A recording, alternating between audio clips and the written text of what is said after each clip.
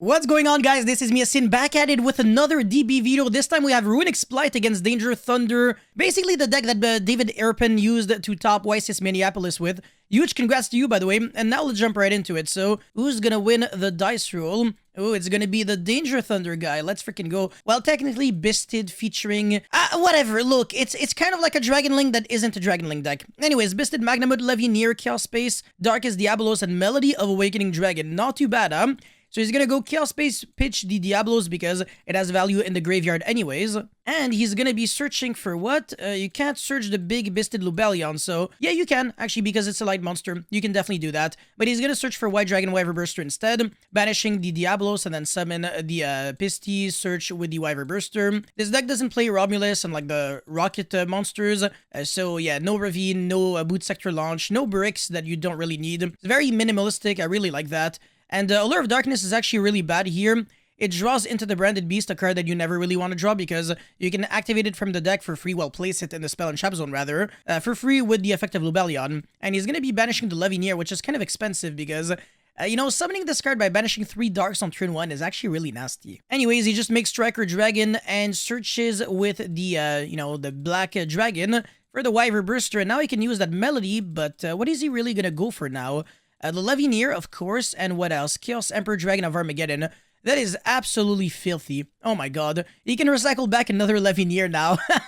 And he has a safe word, so he can actually get like triple Levineer. This is ridiculous. I don't really see how he can... Oh wow, that was the normal summon. Yeah, okay. I was gonna say, like, how are you going to be getting back that Diablos? But it's very easy when you can, you know, summon the Magnamut and then tribute it, revive back the Lubellion, and that way you get free real estate. That is actually really nice. So yeah, get rid of the, you know, the Sarunier, revive back the Diabolos, and probably use the effect of Sarunier, but not even. Gonna be activating the Rebranded, and now summon the Levineer by banishing exactly triple dark. Oh my god, this is...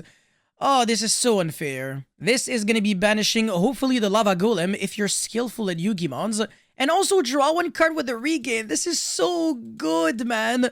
Oh, this is so much free value. Get another Chaos Space. Okay, I think he got rid of like the MST or something, which is not bad, but obviously getting rid of Lava Golem would have been so good here. And the Darkest Diablos also makes him lose a card. This is very, very reminiscent to the deck that we had at NEWCQ 2019, the Danger Thunder Crusadia Guard Dragon.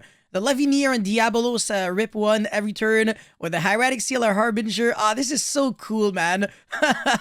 I love this. I absolutely love this. Anyways, he's going to be making IP Masquerena, and then set 1 back row and phase get the Druid Worm. How many interruptions is that? Approximately a lot, right? So he has the Harbinger, which also protects the Hieratic Seal and Masquerena.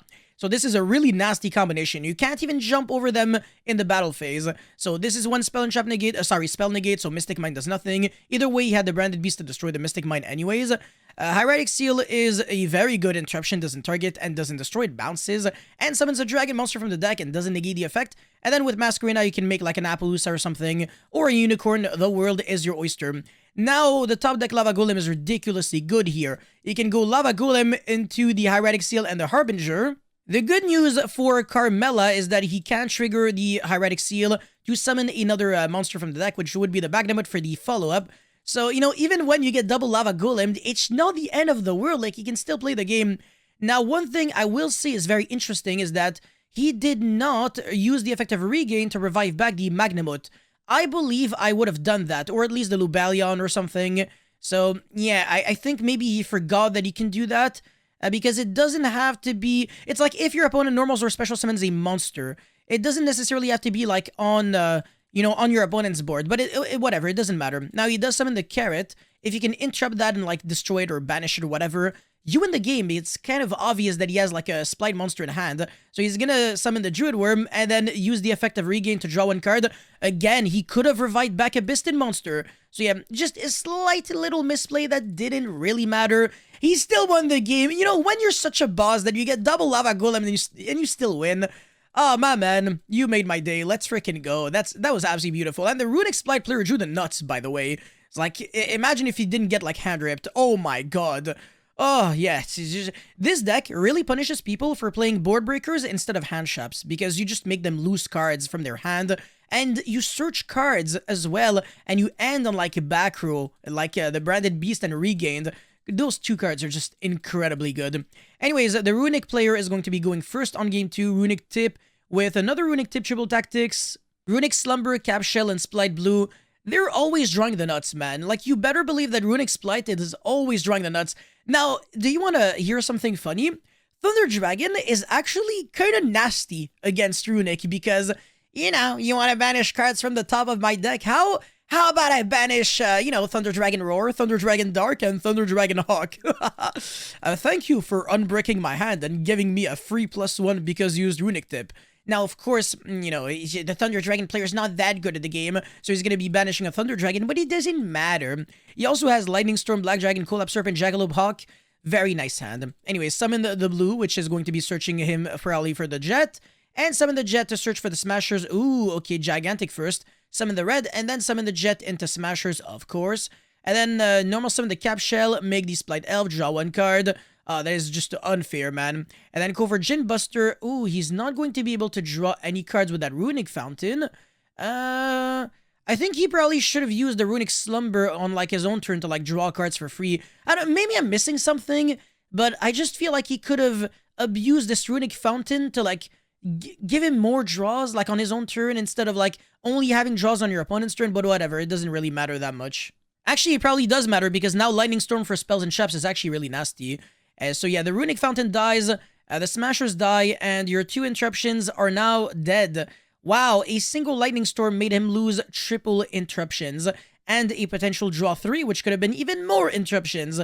That is like the worst case scenario, actually, for this player. And that's the reason, by the way, guys, why I really recommend Lightning Storm and Duster against this deck. It's even better than Cosmic Cyclone because they always have a monster in the extra monster zone, so it's not even like they can summon the Hugin on, I think that's how you pronounce it, whatever, the Hugin. I don't care, but yeah, they can't protect their freaking Fountain or their Rakro by summoning that level 2 monster. Anyways, the Orochimaru gets sniped. It doesn't matter because he still has monsters in hand. The Jackalope gets sniped. My man, you're just such a bad player at Yu-Gi-Oh! Actually, no. It's funny that he got sniped because... Shit, oh my god, what happened with my voice? Yeah, it's funny that he got sniped because these monsters are really good to have in your hand. It's like, you don't even want to discard them. Like, Magnamut is broken, Hawk is not too bad, Collapse Serpent is very nice if you can get, like, a Light in the Grave, which is actually too much to ask, apparently. He only has Darks. Anyways, speaking of the devil, he summons Dark and tries to revive back... okay, so he's gonna go Battle Phase first.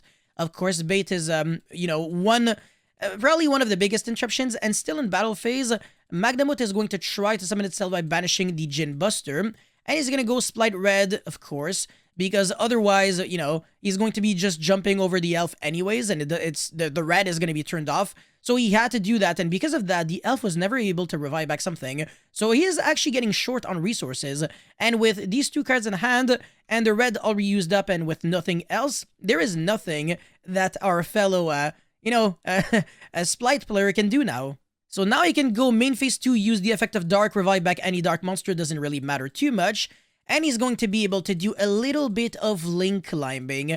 We like that. So Unicorn is going to be discarding the Hawk. I want to say the major thing about this play is now he finally has a light monster in the grave. Although he could have actually went Hawk, revive back the Thunder Dragon. So at least he has that there.